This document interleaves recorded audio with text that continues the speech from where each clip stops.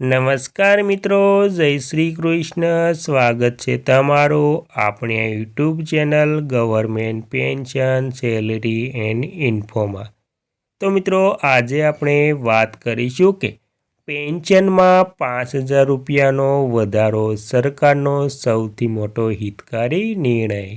તો મિત્રો, સરકારે આજરોજ તારીખ 8/1/2026નો મોટો હિતકારી નિર્ણય લેતા તમામ પેન્શનરો અને નિવૃત્ત કર્મચારીઓમાં આનંદનો માહોલ જોવા મળી રહ્યો છે. અને મિત્રો, શું છે સરકારનો સૌથી મોટો હિતકારી અને રૂપિયા 5,000નો વધારો, તેની તમામ વાત મિત્રો આપણે આજે કરવાના છીએ. તો મિત્રો, વિડીયોને અંત સુધી જોવા નમ્ર વિનંતી, અને તમે આપણી ચેનલમાં નવા હોય તો આપણી ચેનલને સબસ્ક્રાઈબ કરવા નમ્ર વિનંતી. તો મિત્રો, વિગતવાર વાત કરીએ તો મિત્રો તમામ વાત વિગતવાર જાણીએ તો કર્મચારી ભવિષ્ય નિધિ સંગઠન ટૂંક સમયમાં ખાનગી ક્ષેત્રના કર્મચારીઓ માટે લઘુત્તમ માસિક પેન્શન પર મોટો નિર્ણય લઈ શકે છે. તેને 1,000 રૂપિયાથી વધારીને રૂપિયા 5,000 રૂપિયાનું વધારાનું પેન્શન આપવા વિચાર કરી રહી છે.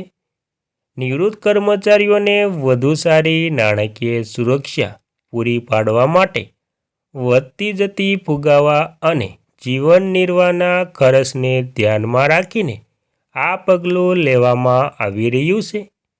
કર્મચારી સંગઠનો અને પેન્શનરોના સંગઠનોએ આ દરખાસ્તને મજબૂત ટેકો આપ્યો છે. જો કે અંતિમ નિર્ણય સરકારની મંજૂરી પર આધાર રાખશે. નીતિ ચર્ચા અથવા કેન્દ્રીય બજેટ દરમિયાન ટૂંક સમયમાં જાહેરાત કરવામાં આવી શકે છે. અને મિત્રો, ત્યારબાદ આખો મામલો શું છે?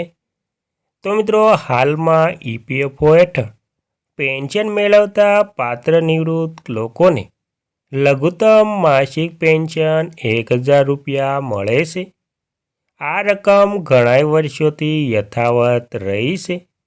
જો કે વધતી જતી ફુગાવા અને જીવન નિર્વાહના ખર્ચને ધ્યાનમાં રાખીને સરકાર આ રકમમાં નોંધપાત્ર વધારો કરવાનો વિચાર કરી રહી છે. આનો હેતુ ખાનગી ક્ષેત્રના નિવૃત્ત લોકોને પેન્શન વધુ સસ્તું બનાવવાનો છે. કર્મચારીઓની પેન્શન યોજના EPS 95ને સમજવું. આ પેન્શન કર્મચારી પેન્શન યોજના EPS 1995 હેઠળ આપવામાં આવે છે, જે EPFO સિસ્ટમનો એક ભાગ છે. જે કર્મચારીઓ તેમના કાર્યકારી જીવન દરમિયાન EPFમાં યોગદાન આપે છે તેઓ EPSના લાભો મેળવવા માટે હકદાર છે. ઓછામાં ઓછા 10 વર્ષની સેવા જરૂરી છે. પેન્શન ચૂકવણી સામાન્ય રીતે 58 વર્ષની ઉંમર પછી શરૂ થાય છે.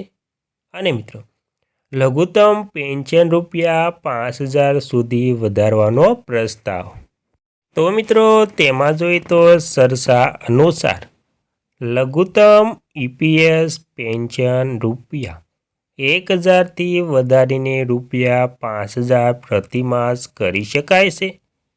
કર્મચારી સંગઠનો અને પેન્શનરોના સંગઠનોએ આ દરખાસ્તને મજબૂત સમર્થન આપ્યું છે.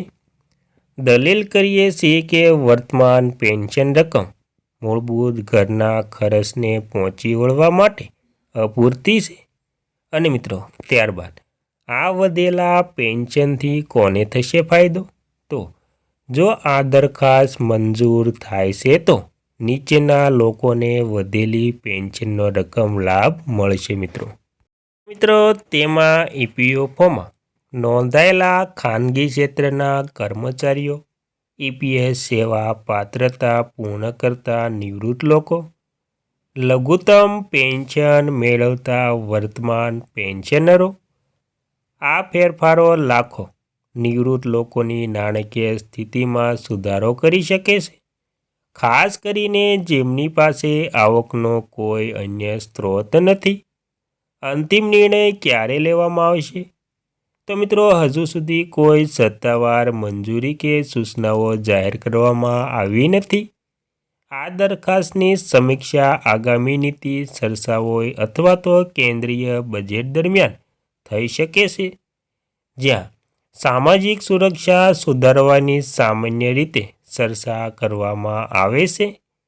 કોઈ પણ ફેરફારોની કોઈ પણ ઔપચારિક જાહેરાત સરકારની મંજૂરી પછી જ આપવામાં આવશે.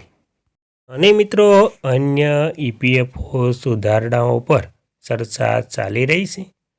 પેન્શન સુધારણાઓ સાથે અધિકારીઓ અન્ય ઘણા સુધારાઓ પર પણ વિચાર કરી રહ્યા છે.